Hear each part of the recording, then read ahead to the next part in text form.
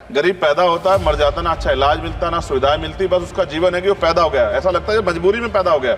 मैं गांव में जाता हूँ, मीटिंगों में जाता हूँ, पूछता हूँ महिलाओं से, कभी हवाई जहाज सफर किया? मैं लाखों लोगों से मिल चुका, आज तक गरीबों ने हाथ नहीं उठाया सर कि उन्होंने हवाई जहाज का सफर किया, हेलीकॉप्टर का भी नहीं किया है। क्योंकि सर इस देश में आर्थिक गैर बराबरी बहुत बड़े पैमाने पर है। गरीब पैदा होता है, मर जाता, ना अच्छा इलाज मिलता, ना सुविधाएं मिलती, बस उसका जीवन है कि वो पैदा हो गया। ऐसा लगता है मजबूरी में पैदा हो गया, उसको पैदा ही नहीं होना चाहिए था। इस देश में कमजोर वर्गों के लोगों का भी सम्मान होना चाहिए, उनको अवसर मिलना चाहिए। सरकार की योजनाओं में गरीबों की हिस्सेदारी होनी चाहिए। इस बात का ध्यान जो है सरकार को रखना चाहिए। नमस्कार, मैं आश्रुति वोहरा और आप देख रहे हैं next time news. Azad Samaj party के मुखिया चंद्रशेखर आजाद इस बार सांसद की शपथ ले चुके हैं। सदन में बकायदा सांसद तो बन चुके हैं, लेकिन जब से सांसदी की शपथ ली है तब से वो तमाम बड़े बयान देते नजर आ रहे हैं। कहीं ना कहीं इस बार चंद्रशेखर आजाद ने इस बार के मानसून सत्र में जो विपक्ष में एक अहम भूमिका निभाई है, वो भूमिका देखने लायक है। साफ तौर पर चंद्रशेखर आजाद तमाम बड़े बयान दे रहे हैं, तमाम बड़े मुद्दों पर खुलकर आगे आ रहे हैं और भारतीय जनता पार्टी की रणनीतियों को खदेड़ते नजर आ रहे हैं। अखिलेश यादव, राहुल गांधी पूर्ण समर्थन देते नजर आ रहे हैं, यानी विपक्ष का, विपक्षी पार्टियों का पूरा समर्थन आजाद की तरफ है। चंद्रशेखर आजाद के तमाम बड़े बयान तो सामने आ रहे हैं, लेकिन आजाद के बयानों से आखिर एनडीए के खेमे में क्या हलचल है, ये एक बड़ा सवाल है। आपको बता दें कि कल चंद्रशेखर आजाद ने मानसून सत्र में तमाम बड़े बयान दिए, गरीबों के विकास के लिए बोलते नजर आए।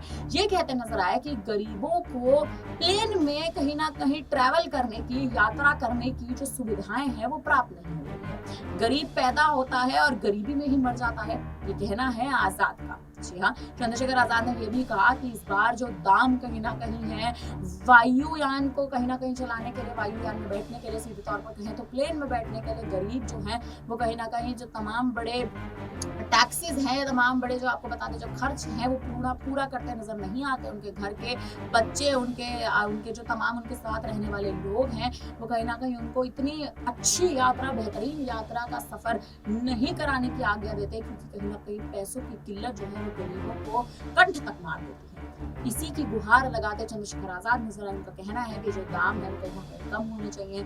आजाद ने साफ तौर पर मंत्रालय से मांग की है कि गरीबों के लिए सोचिए। वो खुद जिस क्षेत्र नगीना से आते हैं वहां पर भी कहीं ना कहीं एयरपोर्ट की जो सुविधा है वो नहीं उपलब्ध है, और इसके लिए भी चंद्रशेखर आजाद बड़े बयान देते नजर आए। क्या कुछ उन्होंने संसद में कहा वो आपको सुनाएंगे, लेकिन उससे पहले आजाद जो इस बार लोकसभा चुनाव में भूमिका निभाते नजर आए हैं, उसके बाद संसद में कहीं ना कहीं इस बार बड़े बयान देते नजर आए हैं। उन बयानों के बीच चंद्रशेखर आजाद की भूमिका जो है राजनीति में लगातार बढ़ती जा रही है। क्या कुछ संसद में बोलते आजाद नजर आए हैं, इस बयान में सुन लीजिए। आपने मुझे मौका दिया, इसके लिए धन्यवाद। मैं अपने व्यक्तिगत जीवन में, मेरे आज भी याद है, मेरी माँ ने एक बार मुझसे कहा कि मेरे मामा बहुत गौरवशाली हैं कि उनकी बिटिया ने उनको प्लेन का सफ़र करा दिया। क्योंकि हम गांव से आते हैं, किसान परिवार से हैं, तो हर चीज़ की हमारे लिए अहमियत है। मैंने भी ये तय किया था कि मैं अपनी सैलरी से अपनी माँ को एक बार हवाई जहाज़ का सफ़र ज़रूर कराऊंगा। अब हालात ऐसी हैं, आप बेहतर जानते हैं, हमने देश भी जानता है, सब लोग जानते हैं कि गरीब आदमी हवाई जहाज़ में सफ़र नहीं कर सकता। प्रधानमंत्री जी तो कहा था बहुत दिन पहले कि चप्पल वाला जो है हवाई जहाज़ में सफ़र करेगा, लेकिन आज हालात ऐसे, किराया भाड़ा इतना बढ़ गया है, नीतियाँ हैं उसकी वजह से, कि गरीब आदमी सफ़र नहीं कर सकता है। गरीब आदमी तो ट्रेन में एसी के डब्बे में सफ़र नहीं कर सकता, इस तरह के हालात। तो मेरी मंत्री जी से मांग है कि कोई व्यवस्था ऐसी की जाए कि जो करोड़ों महिलाएं देश की हैं, करोड़ों परिवार ऐसे जिन्होंने सपना ही देखा हवाई जहाज को जाते, उनको भी एक बार मौका मिले कि हवाई जहाज का सफ़र कर लें। तो अगर किराया सस्ता होगा तो शायद वो प्रयास कर सकते हैं, उनके बच्चे प्रयास कर सकते हैं। साथ साथ वायु यात्रा में सेफ्टी सिक्योरिटी का बहुत ज़्यादा ध्यान रखने की ज़रूरत है। कई बार हादसे हुए हैं, कई चीज़ों पर हमें गौर करना है। साथ साथ ज़्यादातर एयरपोर्ट जो है वो प्राइवेट हो गए, और प्राइवेट होने की वजह से कर्मचारियों का शोषण होता है। कर्मचारियों की, क्योंकि हमारे यहाँ बेरोजगारी बहुत है, तो कर्मचारियों को वहाँ काम करने में जो सैलरी मिलती है उसमें एक बार का टिकट भी नहीं आता कई जगह पे। तो मेरी आपसे ये आग्रह है कि जिन लोगों जो प्राइवेट हो गए वहाँ भी सैलरी कम से कम न्यूनतम वेतन इतना होना चाहिए 20,000 रुपये, कि वो अपने परिवार का भी और सफ़र भी वो कभी कर ले, ऐसा मौका भी उन्हें मिलना चाहिए। साथ साथ प्राइवेट होने की वजह से SC ST OBC के बच्चों को जो नौकरी मिल जाती थी वो भी जीरो होगी। तो मेरी आपसे आग्रह है कि अगर प्राइवेट भी हो गया तो उनसे भी कहा जाए कि कमजोर वर्गों के लोग बच्चों को मौका दिया जाए। साथ साथ नगीना में जहां जिन्होंने मुझे चुन के भेजा, मैं उनका धन्यवाद करता हूं उस क्षेत्र का, वहां एयरपोर्ट नहीं और लंबे समय से उनकी ये मांग है। वहाँ पायलट ट्रेनिंग स्कूल भी नहीं है, एरोस्टेस ट्रेनिंग स्कूल भी वहाँ खोलना चाहिए, क्योंकि ग्रामीण क्षेत्रों की प्रतिभाओं को नकारना नहीं चाहिए। साथ साथ मेरा जिला जो है सहारनपुर, वहाँ एयरपोर्ट पुराना है, वो डिफेंस का है सरसावा में, लेकिन वहाँ से पैसेंजर जो है यात्रा के लिए कोई सुविधा नहीं। और साथ साथ एक जगह है छुटमलपुर, क्रांतिकारी जगह है, जहाँ हम पैदा हुए, क्रांतिकारी जगह है ही वो सर। तो वहाँ पे भी हवाई पट्टी की जो है स्थापना जो है सरकार को करानी चाहिए। हमारे लोगों को, छुटमलपुर के लोगों को बहुत अच्छा लगेगा और फायदा भी होगा, बहुत सारा जो है आसान हो जाएगा जनता के लिए।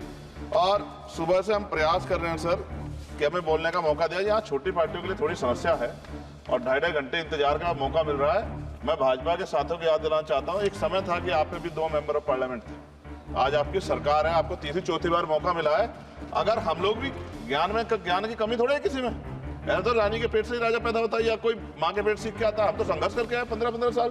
तो जब हमें मौका नहीं मिलेगा, अपनी बातें रख पाएंगे तो हमारी बात कैसे पहुंचेगी। साथ साथ मेरा आपसे आग्रह है, ये मेरी मांग नहीं है, ये पंजाब के लोगों की मांग है। देश के प्रधानमंत्री जब कह के आए थे पंजाब में, कह के आए थे पंजाब में कि जब आदमपुर एयरपोर्ट का नाम जो है सतगुरु रविदास जी महाराज के नाम पे करने के लिए कह के आए थे प्राइम मिनिस्टर। आप पता करा लो, ऑन रिकॉर्ड है, प्राइम मिनिस्टर ने अपनी स्पीच में कहा जब पंजाब गए कि हम इस जालंधर में जो एयरपोर्ट है आदमपुर में, कि हम उसका नाम सतगुरु रविदास जी महाराज के नाम पे करेंगे। लेकिन सर दावे और वादे हैं, कब तक ये खोखले वादे होते रहेंगे। देश के प्रधानमंत्री की बात का कोई सम्मान होना चाहिए। क्या सरकार, ये मंत्री जी नहीं सुनना चाहते, या फिर उन्होंने झूठा वादा कर लिया, इन पे भी ध्यान देना चाहिए। लेकिन साथ साथ मेरी मांग भी है, मैं पुनः इस बात को दोहराऊंगा सर, कि गरीब लोग, मैं गांव में जाता हूं, मीटिंगों में जाता हूं, पूछता हूं महिलाओं से कभी हवाई जहाज सफर किया। मैं लाखों लोगों से मिल चुका, आज तक गरीबों ने हाथ नहीं उठाया सर कि उन्होंने हवाई जहाज का सफर किया, हेलीकॉप्टर का भी नहीं किया है। क्योंकि सर इस देश में आर्थिक गैर बराबरी बहुत बड़े पैमाने पे है। गरीब पैदा होता है, मर जाता, ना अच्छा इलाज मिलता, ना सुविधाएं मिलती, बस उसका जीवन है कि वो पैदा हो गया, ऐसा लगता है मजबूरी में पैदा हो गया, उसको पैदा ही नहीं होना चाहिए था। इस देश में कमजोर वर्गों के लोगों का भी सम्मान होना चाहिए, उनको अवसर मिलना चाहिए। सरकार की योजनाओं में गरीबों की हिस्सेदारी होनी चाहिए, इस बात का ध्यान जो है सरकार को रखना चाहिए। और अगर सरकार नहीं रखती है तो वो सरकार सर गरीबों की नहीं हो सकती है। नौजवान जो है मंत्री सरकार ने दिए हैं, और मुझे उम्मीद है कि एक नौजवान दूसरे नौजवान के दर्द को और गरीबों के दर्द को और ग्रामीण क्षेत्रों के दर्द को समझेगा। और मुझे भरोसा है आपके ऊपर, आपकी शैली के ऊपर, क्योंकि पिछली बार भी विषय उठा था। हम चाहते हैं सब लोग कि आप इस बात को इस बार सफल करने में कामयाब हो जाएंगे। मेरी मंगल कामनाएं भी है कि कोई गरीब परिवार आपको प्रार्थना करे, दुआएं करे कि आपने उनको ये मौका दिया। वरना आदमी पैदा होता है भारत में और गरीबी में मर जा, हजारों साल चला। अब भी आज़ादी के 75 साल बाद भी अगर ये नहीं हो पा रहा है तो इस पे हमें गौर करना चाहिए कि क्यों नहीं हो पा रहा। कई सीनियर साथी हमारे यहाँ हैं, मैंने उनको प्लेन चलाते हुए देखा, मेंबर ऑफ पार्लियामेंट होते हुए। मेरा विश्वास है कि अगर इधर से भी और इधर से भी सब लोग जनता के विषय में सोचेंगे तो जनता की जिंदगी आसान होगी, जो कि अभी नजर नहीं आती। और मैं फिर आपसे आग्रह करूंगा, आप चेक कराइए, SC ST OBC के बच्चों को वैसे ही नौकरी नहीं मिल रही है, और जब ये पूरा सेक्टर प्राइवेट हो जाएगा तो क्या रिजर्वेशन करेंगे हम लोग? क्या फायदा रिजर्वेशन का? जब SC ST OBC के बच्चों क्या रिजर्वेशन का फायदा? गाली तो खाते हैं इस नाम पे, लेकिन रिजर्वेशन ही कहाँ मिलेगा जब सब प्राइवेट हो जाए? प्राइवेट वाले कहाँ दे रहे हैं? तो उनको कहिए कि प्राइवेट सेक्टर में मैं विधेयक लेके आया, निजी विधेयक, कि प्राइवेट सेक्टर में SC ST OBC के बच्चों को मौका मिलना चाहिए।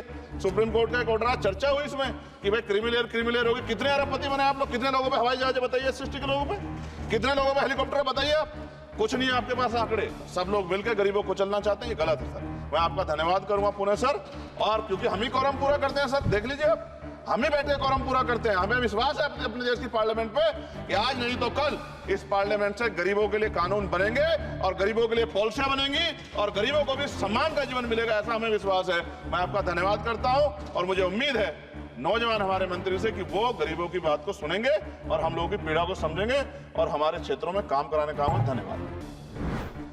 तो सुना आपने चंद्रशेखर आजाद के बड़े बयान, चंद्रशेखर आजाद के अहम बयान। कहीं ना कहीं आजाद जो कहते नजर आ रहे हैं, गरीबों के हित में बात करते नजर आ रहे हैं, न केवल गरीबों के हित में बल्कि संसद में जिस हिसाब से तमाम विपक्षी नेताओं के एक तरह से उनके साथ कंधे से कंधा मिलाकर भी चलते नजर आ रहे हैं, ये साफ तौर पर दर्शाता है कि बेकार सांसद तो आप शपथ ले चुके हैं, लेकिन आपका जो गुरूर है वो कहीं ना कहीं गरीबों के विकास के लिए पूरी तरह से अर्पित हो रहा है। आने वाले समय में अब आजाद उत्तर प्रदेश की राजनीति में क्या हलचल पैदा अदा करेंगे, ये अब बेहद दिलचस्प होगा देखने को। फिलहाल अब इस पूरे मामले पर आप क्या कहेंगे, कमेंट करके जरूर बताएं। तमाम बड़ी खबरों के लिए बने रहिए हमारे साथ, देखते रहिए नेक्स्ट टाइम न्यूज़।